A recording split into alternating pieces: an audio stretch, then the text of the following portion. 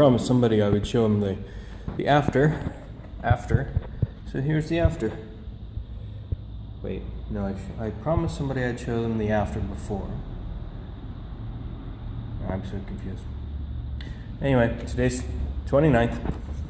I've completed it. There's all three corners have new metal on them.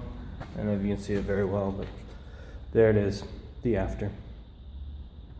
Today I've been cleaning up welds, putting in the back of the boot, and I have the boot floor clamped in place, but I'm really not happy with it, the fitting of it. Let me flip the car over and show you why.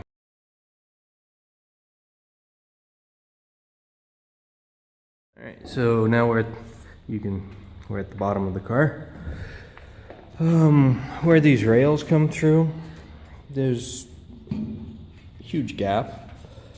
The floor is level with the boxes in back.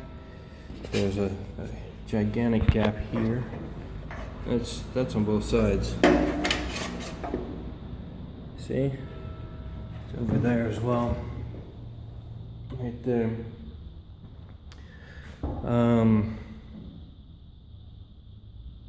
Yes, I'm not really happy about that, but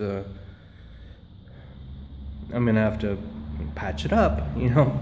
It has to be done. It's not like I can get other panels that would fit exactly, so I don't know, I'll probably just cut out this whole thing and put in a patch that fits directly against there. And probably it goes all the way down into there.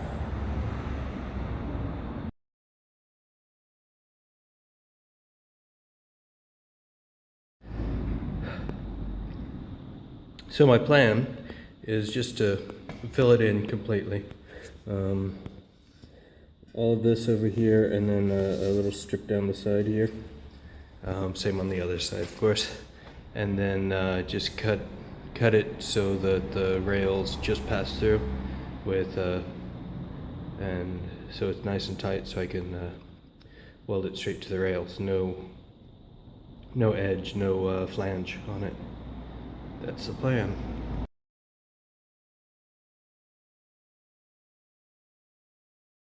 So today is day 30. I'm fitting this boot floor. As you can see here, I had welded, I cut out the flanges that they had and put in a straight panel. Now I'm cutting it back until it just fits. Then I'll weld it all in. It's much better than what was there before. Guess high school is out for lunch, if you can hear that. Crazy. Did the same on this side. It's slow, but it's going. Hopefully I'll get this welded up by this afternoon. I think I'm gonna tack it in place and then put on the rear cowling to make a shroud. That's a word. To make sure that it all lines up with that, because the rear cowling has to bolt along here, or rivet along here, and if it's out of alignment it messes up the curve and stuff, so I think that would be good to check before it's fully welded in place. Besides that, it's going good. Slow, steady progress.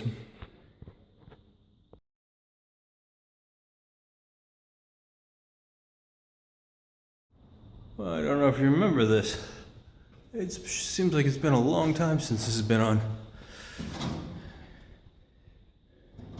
There's a bit of a flex in it, but it's alright. I did get it lined up. You can see the old rivet focus. There, you can see the old rivet holes. Some of them still have rivets underneath it. Fit. See where this old panel meets up with the new one. Not too bad. It certainly needs some. There's a sealer that goes between it. It's also insulates it from the aluminum steel thing where it corrodes itself. Shroud's in a little worse shape than I remembered. You can see there's a bunch of corrosion here. I'll probably have to rebuild that. It'll be fun. I'll get to learn to weld some aluminum. I have to do it anyway. I have to weld aluminum. I have to do this spot up here. And there was another spot somewhere. Oh yeah, on the front shroud. But you can see it fits together, which is a really nice feeling. And this is probably as solid as this car's been in 20 years or so. So anyway, good steps. I think that's all I need to see. I'm probably need to mark. There's a bolt that goes here. It's going to need drilled out, so I'll need to mark that hole. There's one on this side as well. Well, there's supposed to be. It's all rusted, corroded away, so I'll have to do that after the repair. Which means I'm going to have to fit this shroud again.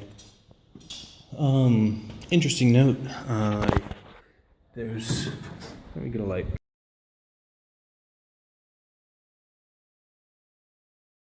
So, back seats up underneath here are these two braces, one on each side. They go in front of this, what do you call it? Not firewall, but yeah, we'll go with firewall. They go in front of it. They also, the boot lid bolts to that. So it's also a stiffener for that. So it goes in front. You can only tell that because of the paint that's sprayed on it. The silver paint is on the outside and not on the firewall thing itself. So good to remember that for next time. It'll help in the installation and the fitting of all the panels. Anyway, good to see how everything fits together. This will be a good point to note. When I replace this whole section, it should line up right here.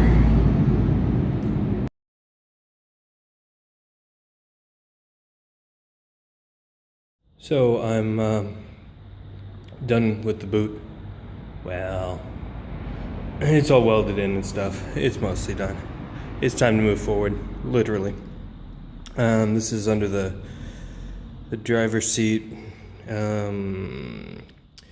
This is where I discovered that the floor was more rotten than I thought. You can see I've cut it out, and this is what I'm replacing. I cut some out earlier, and that's what I'm replacing it with. Scary difference, isn't it? There's still some bits to grind down. I cut it out smaller, and then I'll grind it back as I can, so I can see where I'm going, see where I'm grinding, and then to fit the new one in.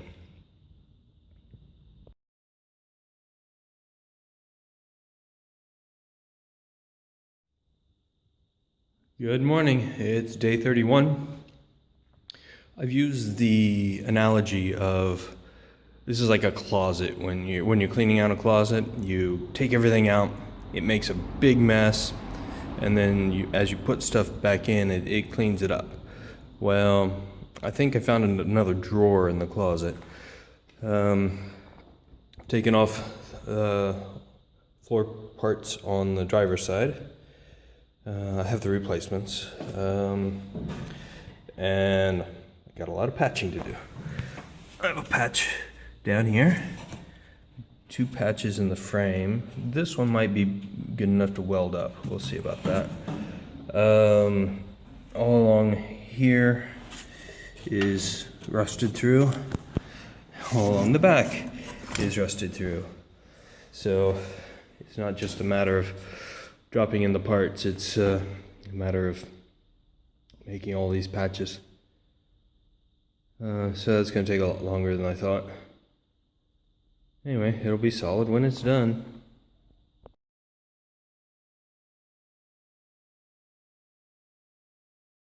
Well, I got the floor fitted in place on the driver's side. I made this panel, it's just a flat little piece. I have a lot of patching before I can actually weld it in place, but it's nice to see where I'm going.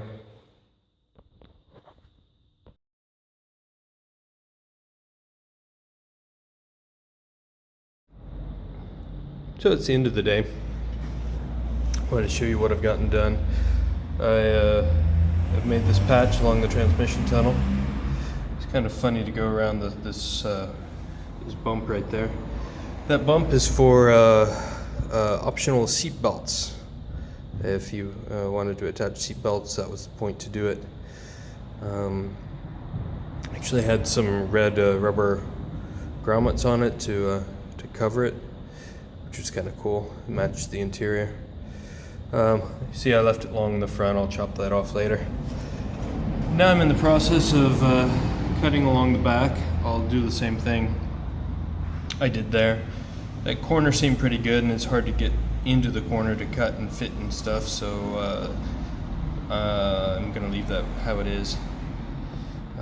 This has a little bump to go around. See that bump? Making that little L-shaped patch is gonna be tricky, or challenging, fun, interesting, exciting. Yeah. Anyway, it's enough for today.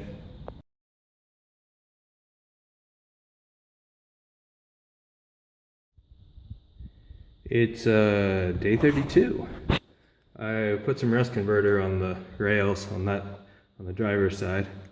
So while that's doing its thing, I thought I'd start cutting out passenger side floor.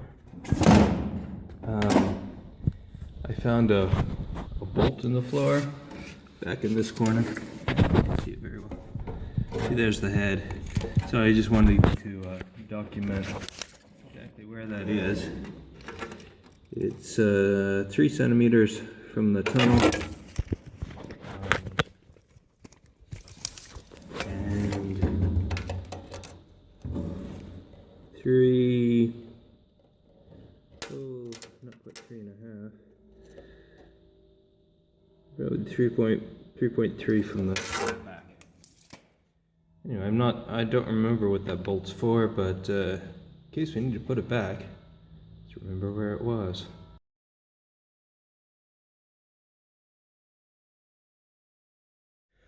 So I've gotten the floor off of the passenger side now. I wanted to show where the welding spots were, just so we know where the original ones were. There's 3 here. This was for the curvy bit for the transmission.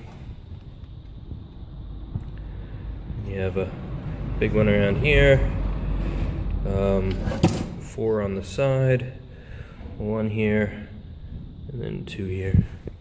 I know that's super exciting stuff for everybody, but it's good to document where the original stuff is. Put the car back in as original condition as possible.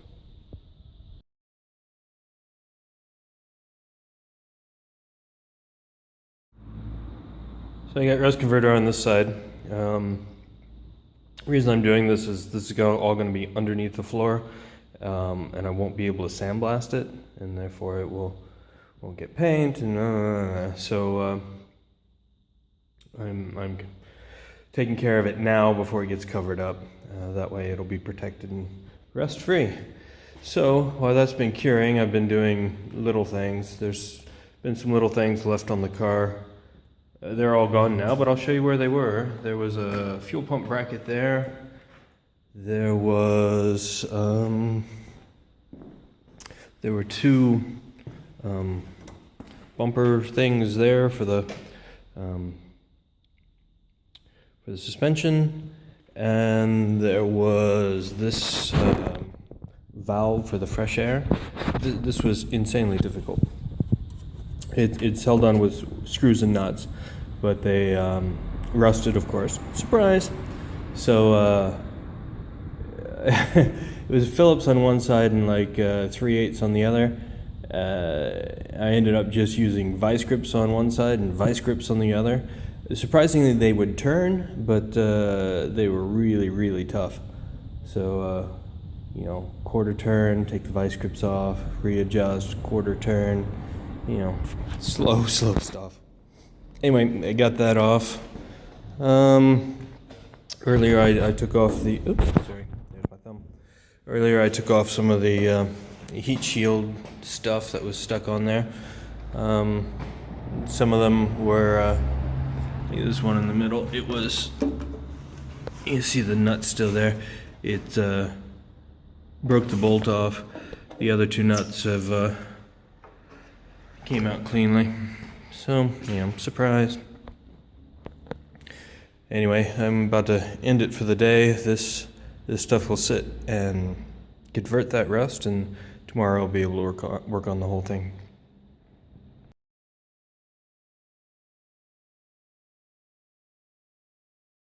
Well, it's day 33. It's Friday, so set some goals for myself. I have this primed in Weld 2 primer. Yeah, it's dry now. My goal is to get the plate on there and get that transmission tunnel part. You can't see anything. So get this part in and get the transmission tunnel ledge that goes along there in today. To do that, I first had to repair this little part that rotted away. I think there was a bolt hole here, so I've made this piece. It goes in there. It's a bit long on this end, so I'll cut it off once it's welded. But it goes like that. That's the plan. It'll feel like there's been progress, so I can rest easy over the weekend. Also, this morning I got a flu shot in my left arm. Man, it's already hurting. So probably by the end of the day I won't be able to move my arm. I also have a tetanus shot planned for Monday. The doctor wouldn't let me do them both on the same day. And when you're working with rusty old cars, you should definitely have your tetanus booster up to date. Highly recommend that. Lockjaw is a nasty thing. Anyway, so next week I'll be fighting my arm not being able to move as well. Anyway, get back to work.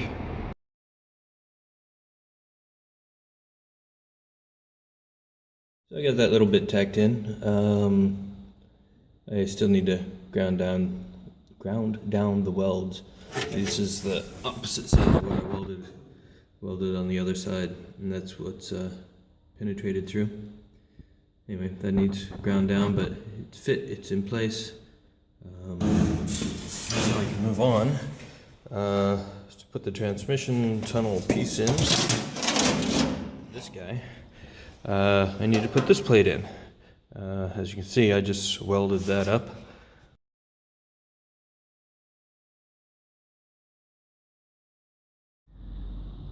Well, look at that. Before I got too serious about tacking this transmission tunnel piece in, before welding it in, I wanted to tack it in and make sure things fit. Doesn't look too bad. The metal part of the tunnel has been beaten to death. It's flattened out here at the top, so looks like I need to squeeze in the sides and bring this top up. Gosh, it's about an inch, maybe 3/4. Anyway, the tunnel part, you can't really see it, but it seems to be fitting. Here it is. Got one little tack there, and it's fit in place. So I think I can go ahead and weld it in place.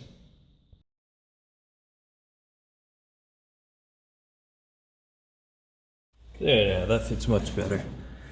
What I did, I took this clamp, put it on here, and squished it.